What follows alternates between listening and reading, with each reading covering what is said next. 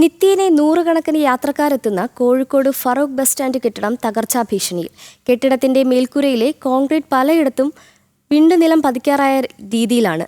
നാളുകൾ ഏറെയായെങ്കിലും ഫറൂഖ് നഗരസഭ ഈ വിഷയത്തിൽ ഇടപെടുന്നില്ലെന്നാണ് ആക്ഷേപം. ദിവസേന വിദ്യാർത്ഥികളും പ്രായമായവരും ഉൾപ്പെടെ നിരവധി യാത്രക്കാരെത്തുന്ന Farooq bus സ്റ്റാൻഡിന്റെ ശോചനീയാവസ്ഥയ്ക്ക് നാളുകളേറെയായിട്ടും പരിഹാരമുണ്ടായിട്ടില്ല.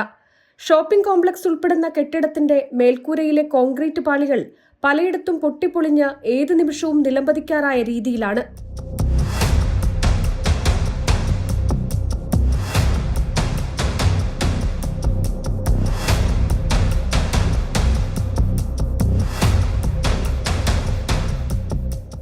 Farooq service cooperative bank ഉൾപ്പെടെ നിരവധി വ്യാപാര സ്ഥാപനങ്ങൾ കെട്ടിടത്തിൽ പ്രവർത്തിക്കുന്നുണ്ട്.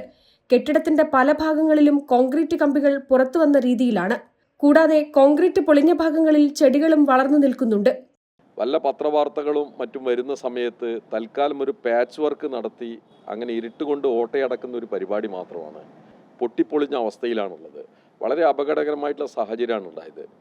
സ്കൂളൊക്കെ വിടുന്ന സമയത്ത് ആ ബസ് സ്റ്റാൻഡിൽ ഒന്ന് വന്ന് നോക്കിയാൽ മതി.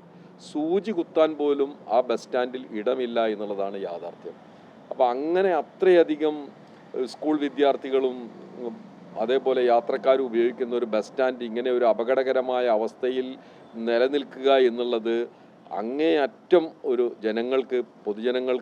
പൊതുജനങ്ങളുടെ ജീവന് തന്നെ, യാത്രക്കാരുടെ ജീവന് തന്നെ അത് ഭീഷണിയാണ്.